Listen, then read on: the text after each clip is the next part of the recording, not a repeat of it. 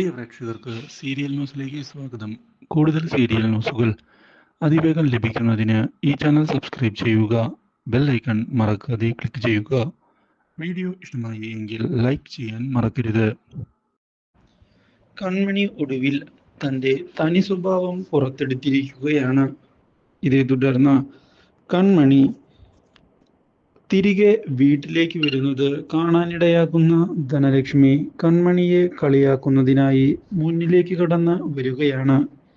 എടി, എന്തു പറ്റി? നീ എന്തിനാടി ഇപ്പോൾ ഇങ്ങോട്ട് തിരിച്ചു വന്നത്? എനിക്കിപ്പോൾ ഒന്നും പറയാനില്ല എന്ന് പറഞ്ഞ് കൺമണി പോവുകയാണ്. ഇത് ഇഷ്ടപ്പെടാത്ത ധനലക്ഷ്മി വീണ്ടും മുന്നിലേക്ക് കയറി വരികയും, നീ പറഞ്ഞിട്ട് പോയാൽ മതിയടി, ഓഫീസിലേക്ക് പോയ നീ എന്തിനാ ഇപ്പോൾ ഇങ്ങോട്ട് തിരിച്ചു വന്നത്? എന്താ ഓഫീസില്ലേ? നീ കാര്യം പറ. ഇത് കേട്ടതിനെ തുടർന്ന് വാശി കൂടിയിരിക്കുകയാണ് ഇപ്പോൾ കൺമണിക്ക്. നിങ്ങൾക്ക് എന്താ അറിയണ്ടേ? എന്തിനാ എന്നെ ഇങ്ങനെ ശല്യം ചെയ്യുന്നത്? ഞാൻ ചെയ്യുമടി, നീയൊക്കെ എൻ്റെ ചെലവിലാ ഇവിടെ ജീവിക്കുന്നത് എന്ന് ധനലക്ഷ്മി പറയുകയാണ്. ഇതോടെ നിയന്ത്രണം വിടുന്ന കൺമണി ധനലക്ഷ്മിയുടെ മുഖത്തടിക്കുകയും, ഇനിയും എന്നെക്കുറിച്ചോ എൻ്റെ അച്ഛനെ കുറിച്ചോ മോശകരമായി ആ വായിൽ നിന്ന് എന്തെങ്കിലും വീണാൽ അടിച്ച് ചെവിട് മൂളിക്കും, അതിൻ്റെ സൂചനയാണ് ഇത്.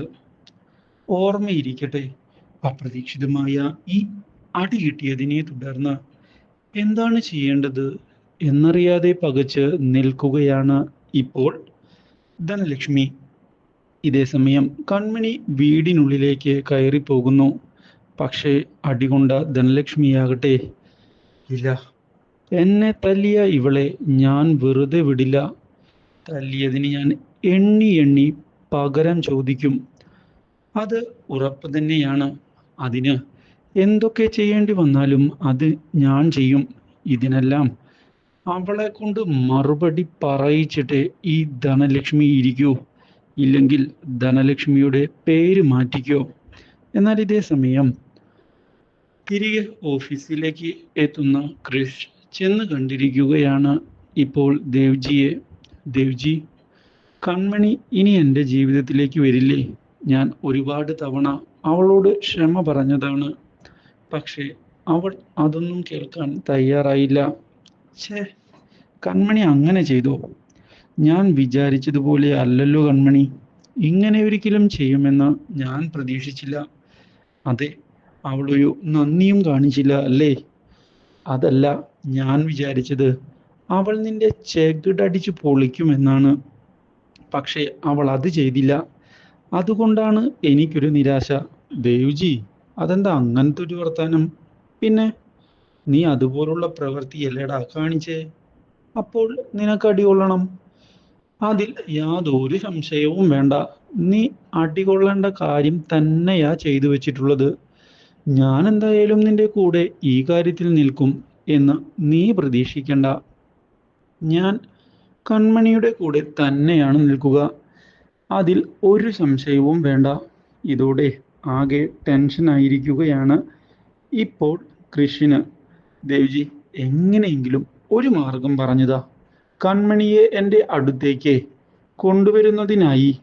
ഇല്ലെങ്കിൽ കാര്യങ്ങൾ കൈവിട്ടു പോകും. നീ പറഞ്ഞതൊക്കെ കൊള്ളാം, പക്ഷേ ഞാനൊന്ന് ആലോചിക്കട്ടെ. കാരണം ഇപ്പോൾ അവൾ വല്ലാത്ത ചൂടില. ചെന്ന് കയറി കൊടുത്താൽ അടിച്ച് നിന്നെ തെറിപ്പിക്കും, അത് ഉറപ്പ് തന്നെയാ. എന്തായാലും ഒന്ന് തണുക്കട്ടെ. ഇതോടെ കാത്തിരിക്കാൻ കൃഷ്ണൻ തയ്യാറാവുകയാണ്. പക്ഷേ ഇതേ സമയം തൻ്റെ നീക്കങ്ങളുമായി മുന്നിലേക്ക് പോകുന്ന ധനലക്ഷ്മി കൺമണിയെ ഒതുക്കുന്നതിനായുള്ള ചതി മുന്നിലേക്ക് കൊണ്ടുവന്നിരിക്കുകയാണ്. അപ്രതീക്ഷിതമായ ഈ സംഭവം കൺമണിയെ ഒന്ന് ഞെട്ടിച്ചു കളയുന്നു. ഇതേ തുടർന്ന് കൺമണിയോട് വീട്ടിൽ നിന്ന് ഇറങ്ങിക്കൊടുക്കണം എന്ന് ആവശ്യപ്പെട്ടിരിക്കുകയാണ് അവർ. പക്ഷേ കൺമണിയാകട്ടെ ഇല്ല എന്നുള്ള നിലപാടിൽ ഉറച്ച് നിൽക്കുകയും ചെയ്യുന്നു. Do like, share and subscribe.